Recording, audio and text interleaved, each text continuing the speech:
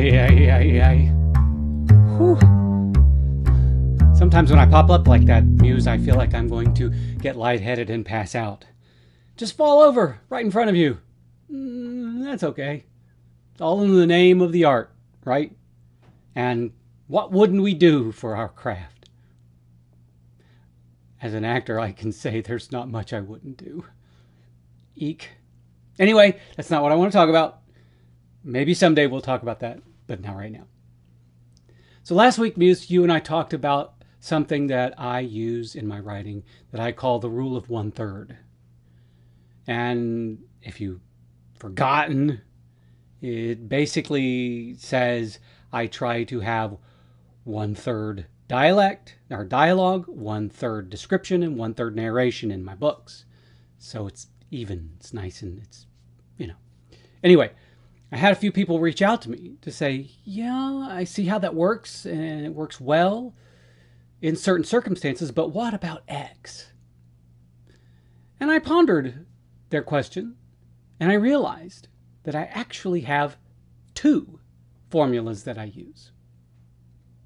That's right, 2. I have brought maths to writing. Whee! Because maths is the universal language. I don't know why I said maths in the plural. I guess I was channeling my inner European. Anyway, so here's the deal. The rule of 1/3 applies to first person past tense. It works perfectly. And I write mostly in first person past tense. And if you read any of my novels, you'll see how I have applied that rule. But what about third person past tense? Omniscient. What about that?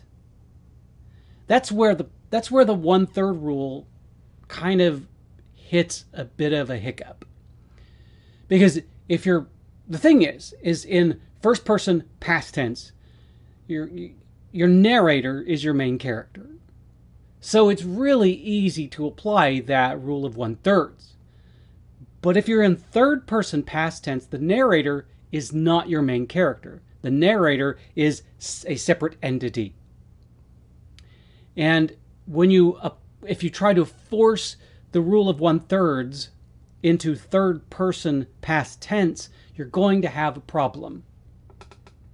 And that problem is that you're going to find that you'll need to work in narration and description, and mostly narration.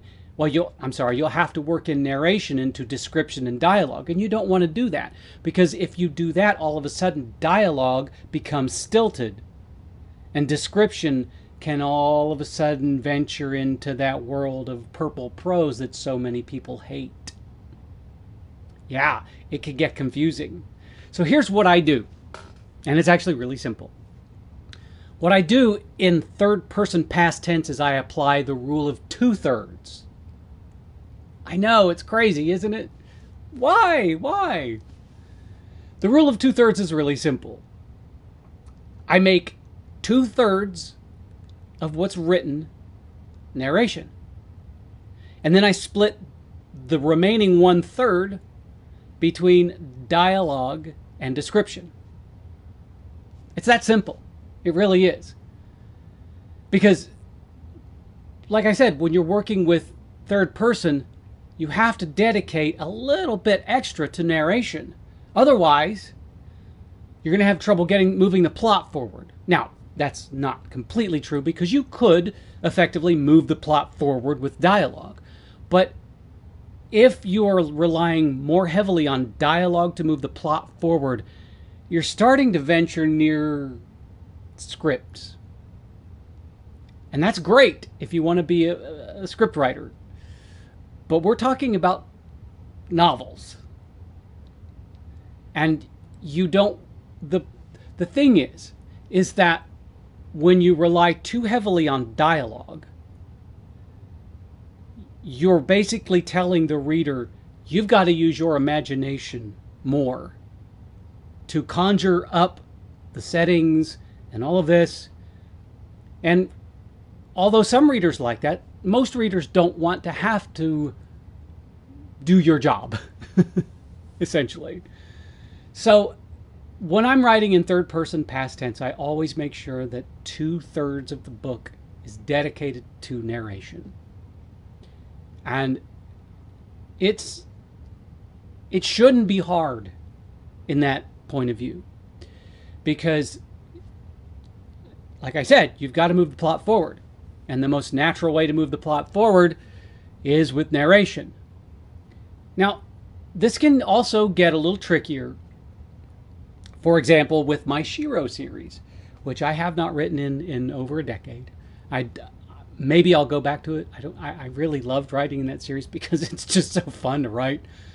But with that particular series, and this probably applies to a number of other people's books, the narrator, over the series of the books, the narrator developed into a major character.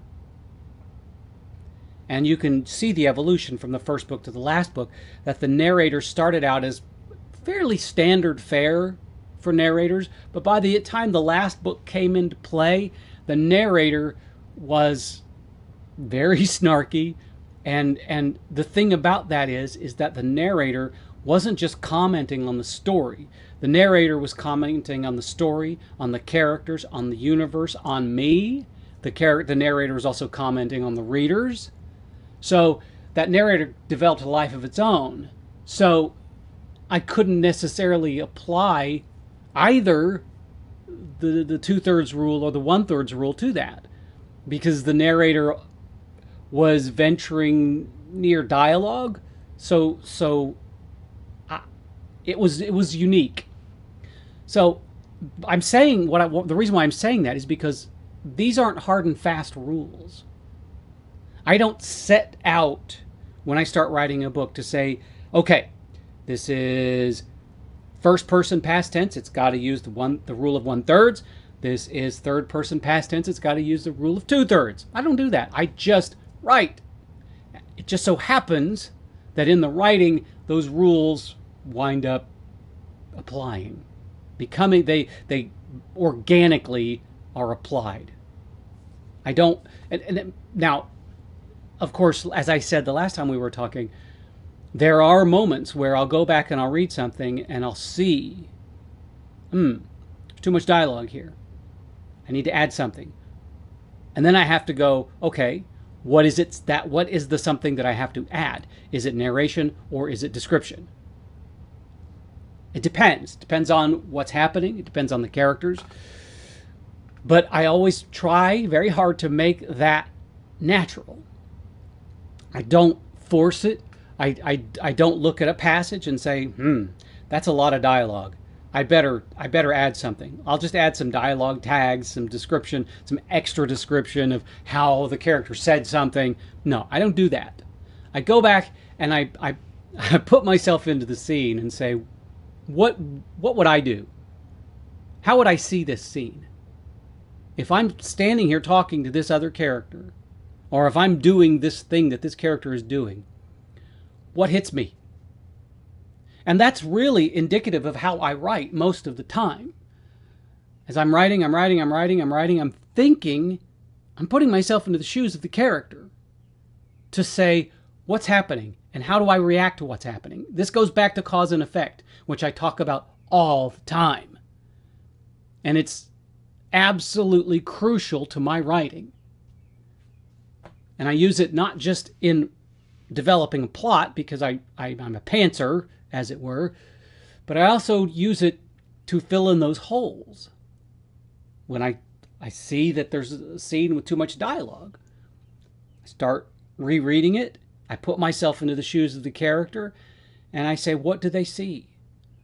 How do I react to this stimulus? And it also goes back to my acting training, which is Meisner, which is acting truthfully in a given circumstance. So I put myself into the shoes of those characters and I act truthfully given the circumstances that they're in. And that allows me very easily to go, oh, this needs more narration. Or what I've done is I go back and I reread it with putting myself into the shoes of the character, and I say, oh, the character notices this, or the character has to see this, and I didn't put it there. So let's make sure that in the narration that this is pointed out. And sometimes it really does take that kind of effort to get this stuff right.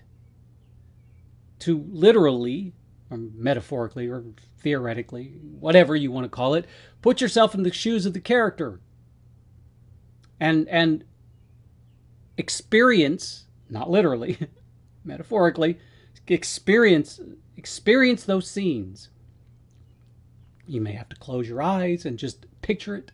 Let the movie play out in your mind.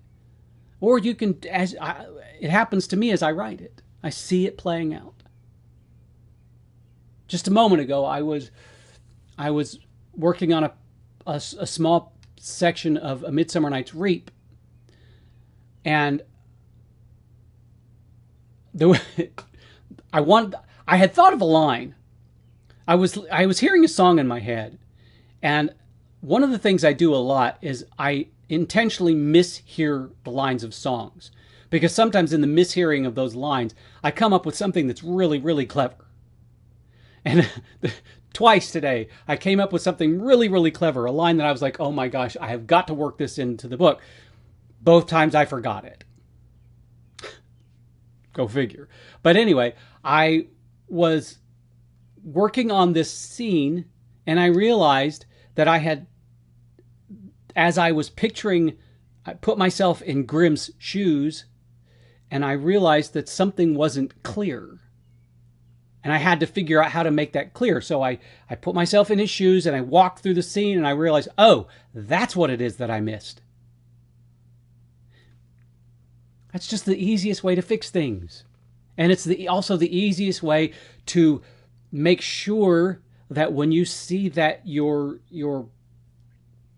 text is kind of missing out on the 2/3 or the 1/3 rule, that's an easy way to fix it. Okay, it's easy for me. I've had decades of training for that. And being a Meisner trained actor really helps me with that. So, I guess I have an unfair advantage to some people, which is one of the reasons why when younger writers come to me and ask me for advice, I say, take an acting class, take an improv class. Don't go to college. Don't go to a school or an online course and say, I'm going to find a writing course to help me figure out some of this stuff. Do something else. Take an acting class. Take an improv class. Trust me. Trust me. You will learn more about indirectly learn more about the craft of writing through those kinds of classes than you will, because there's always time to take those other classes. Anyway, that's all I got. I know it was a sweet and short little discussion we had today, Muse, but I wanted to get that off my chest, and I wanted to answer those questions for those people. So remember, first person past tense, the rule of 1/3. Third person past tense, the rule of 2/3. Give it a try. See if it doesn't help you become a better writer. I was going to say you become a better muse, but I don't know how I could help you become a better muse. Because you're already pretty darn awesome.